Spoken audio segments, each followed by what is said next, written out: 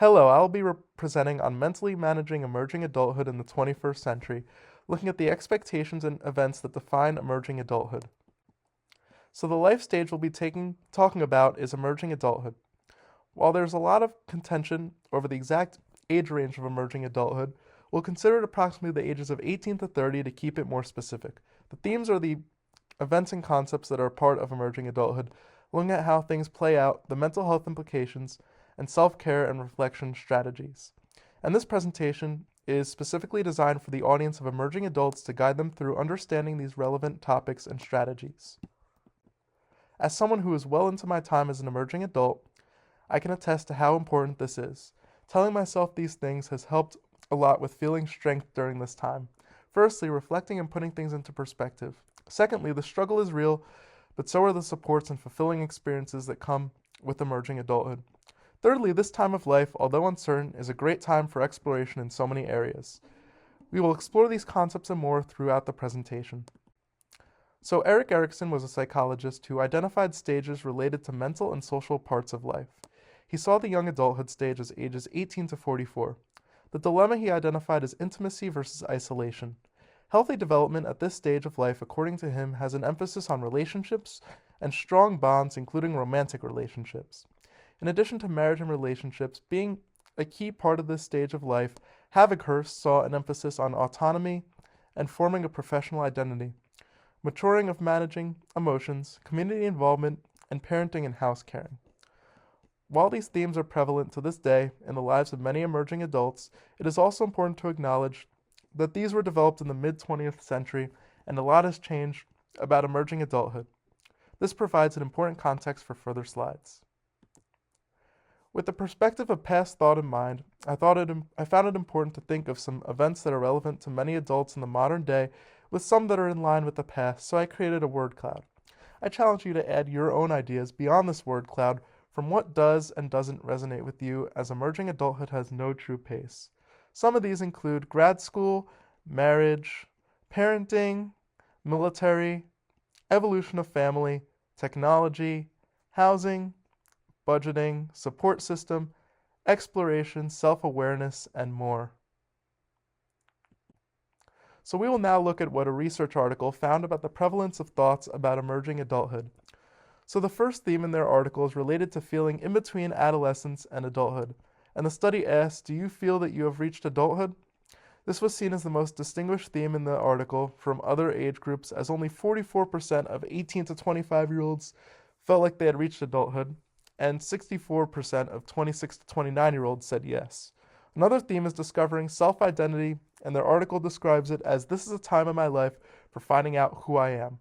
They found 81% of 18 to 25-year-olds and 69% of 26 to 29-year-olds agreed with this statement. In addition, there was found to be a 50 to 60% threshold agreement with the statement among 30 to 60-year-olds. And another theme looks at different life possibilities. They phrase this as, at this time of my life, anything is possible. 82% of 18 to 25-year-olds and 80% of 26 to 29-year-olds agreed with this statement, and 75 to 80% threshold for the 30 to 60-year-olds. While the article considers emerging adulthood to be 18 to 25, prevalence was large for 18 to 25 and 26 to 29-year-olds. This shows emerging adulthood shouldn't be limited to just the early 20s. Also, these thoughts continue beyond the emerging adulthood phase, even if with slightly lower prevalences. This is important as it shows that needing everything figured out by a young age may not be true. Also important to consider that emerging adults are feeling in that in-between stage, as emerging adults are still adjusting to adult responsibilities. In these charts, we see a steady increase in age of marriage and in the amount of college graduates even in the last few years. With more emerging adults attending college, it is bound to be many full-time jobs starting later. This may go hand in hand with the chart above, as people may generally settle later. Dating culture has also changed. Take a moment to reflect on where your parents or grandparents may be on this chart. These show that times are changing rapidly, as are the expectations of emerging adulthood. Looking at lenses of emerging adulthood, everyone's answer may look different. This can help understand what you're experiencing heading towards self-care. First, the mental self. When you picture emerging adulthood, what do you imagine? What emotions come up? How have some of the events from a few slides ago fit into your life? How do you want them to manifest? In others' expectations, what messages are you hearing from those directly in your life? What do you gain from talking to a peer versus someone older or younger about this topic? Where might you feel pressure or tension? Where might you feel comfort? With societal or cultural, consider media like movies and books that you interact with portraying emerging adulthood, as well as the cultural or religious group you are a part of, or even the area you live in. It is also important to consider the past, present, and future, such as considering what you feel might happen, will happen, did happen, and is happening. Considering strengths in those areas of time can be empowering. This quadrant also considers the vastness of emerging adulthood and life as a whole, and acceptance about how things may take more time than expected to unfold. With all that being said, I challenge you to think of how each of these quadrants may resonate in your perception of emerging adulthood. With the reflective quadrants from the previous slide and the emotions that come with emerging adulthood in mind, self-care is crucial. The next few slides will discuss some self-care techniques. It is important to consider some techniques might resonate with you more than others, so pick what you feel comfortable with, as there's no right or wrong way to do it. The first technique is identifying and addressing emotions and social supports. Emotion focusing helps understand the self-expectations quadrant. It can help to write what you are feeling down, sharing them with others, using an emotion wheel, like the one on this slide, to identify specific emotions. Sit with them and reflect on them, thinking of questions such as, what does this mean to me? How do these tie into my thoughts, feelings, and bodily sensations? What should I do with my positive and negative emotions?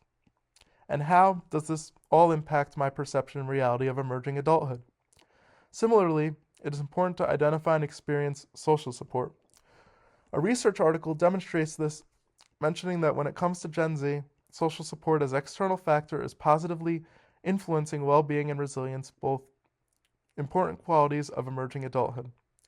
It can help to identify people you know, trust, and feel comfortable talking to about the challenges and emotions that come up about emerging adulthood, and of course, discuss what you feel comfortable with. This can help prepare you for the third technique that we'll talk about in a little bit. The next technique is journaling and narrative writing. So there are many outlets to do this. So if you're more of a typing person, the Notes app could be a great place to start, or keeping your own diary if you prefer to write things out. Reflecting on events that have led to today can be a cathartic thing in emerging adulthood. This study saw an association between a coherent autobiographical narrative in emerging adulthood and positive self-view, purpose and meaning, and positive social relationships. So in the third technique, interviewing a key adult is talking to someone who is a generation or two above you, and there's someone you feel comfortable talking to. And some ideas to bring up are asking about what it was like for them to go through emerging adulthood, and about the perception of how things have changed over time. When you interview a peer, they should be someone you feel you can relate to, confiding in the ups and downs, discussing similarities and differences while focusing on strengths. For both, there's a lot of flexibility to ask a lot of things about emerging adulthood, so come up with questions that resonate with you. So for channeling strengths, the fourth technique, you can make a list of things that interest you and what you feel you do well to identify positive things that have defined emerging adulthood for you. The next step is to find ways to engage in those that resonate through reaching out to communities related to your area of interest, participating in the activities, which will allow you to fulfill what you can in this time of life. So ending on the same message as we started with, here are the themes I brought up at the beginning. Reflecting and putting things into perspective can make a huge difference. The struggle is real, but so are the supports and growth. And this time of life, although uncertain, is a great time for exploration in so many areas. I hope you were able to take something away from this. And here are the references. Thank you for watching.